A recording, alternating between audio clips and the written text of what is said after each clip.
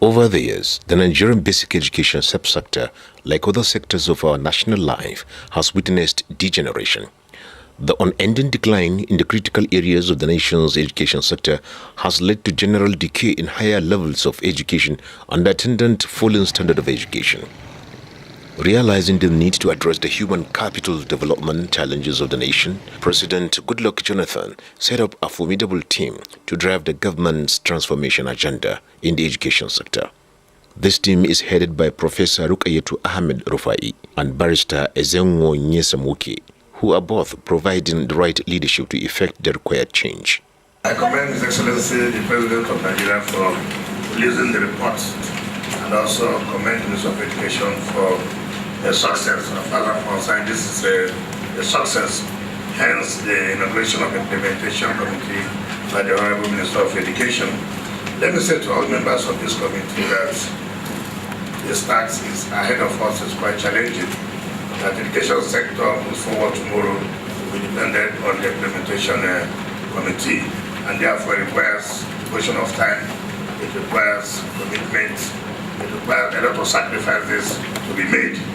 It would be wrong for us to have this opportunity to see that we are part of those who have moved the education sector forward, and then we lose this opportunity. History will not forgive us. In the last 4 months, Nigerians have come to appreciate the vibrancy that has been brought to bear by these two public officers in the transformation of the education sector.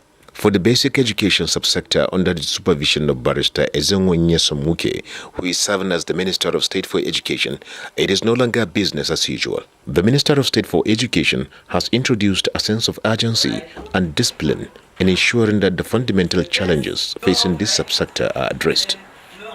Right from the beginning, he made it a duty not to be armchair minister who expects doctored reports in the comfort of his office.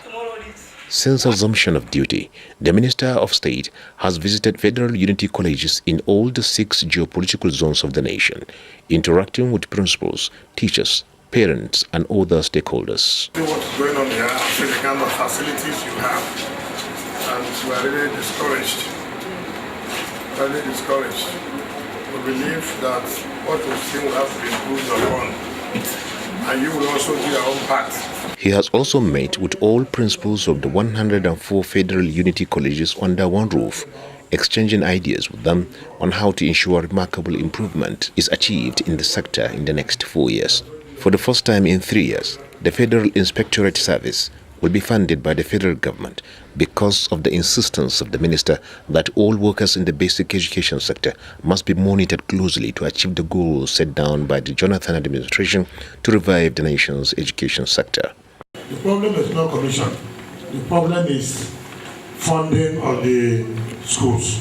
So instead of creating another bureaucracy, we now say let that act be expanded to include the schools so that you can have funds from the UBE that has 2% of the consolidated federal revenue. The crisis bedeviling the basic education subsector transcends infrastructure. This is where they sleep. The challenge of declining capacity among the teachers is being addressed since the minister took over the responsibility to supervise basic education. Over 10 billion naira has been committed by the federal government through the Universal Basic Education Commission, National Teachers Institute, and the National Nomadic Education Commission towards the training of more than 150,000 teachers. Men began to sing, to drum,